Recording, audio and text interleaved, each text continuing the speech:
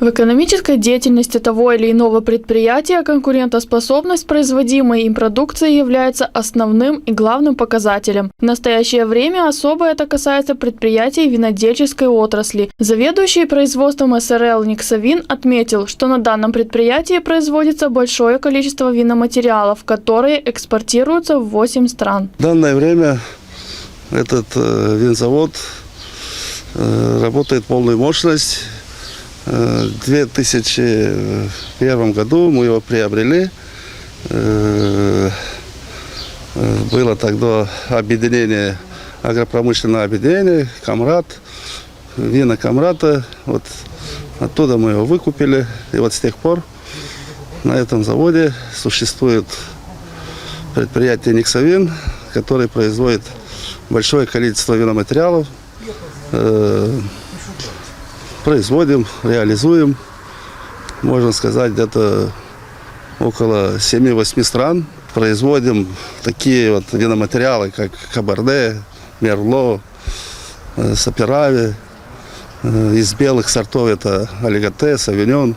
Заведующая лабораторией Галина Талева подчеркнула, что именно лаборатория является главным органом, от которого зависит конкурентоспособность производимых вин. Лаборатория является сердцем предприятия, потому как от того, как работает лаборатория, значит, будет зависеть и работа на самом предприятии, на винзаводе в частности.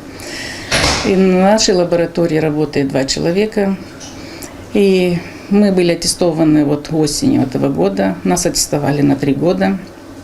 Мы стараемся, чтобы предприятие работало, чтобы мы отправляли вина, грузили качественные виноматериалы. И чтобы более-менее стараемся поддерживать уровень производства на том уровне, как сегодня. Какие требования на сегодняшний день. На винзаводе осуществляется отгрузка вина в Абхазию. Такую ответственную работу выполняют опытные виноделы. Дмитрий Грек много лет работает на заводе и хорошо знает технологический процесс виноделия. Вот вино фильтруем, оклеиваем их. И сперва оклеиваем, после фильтруем. Когда на отправку. Вот сейчас готовимся, будем грузить вино белое в Абхазию, Алигате. Скоро для виноделов Гагаузии наступит ответственная пора – прием и переработка винограда. СРЛ Никсавин планирует в этом году принять около 4000 тонн винограда. На предприятии выполняются работы по сдаче в эксплуатацию цеха розлива вин, что даст возможность лучшей реализации производственной продукции.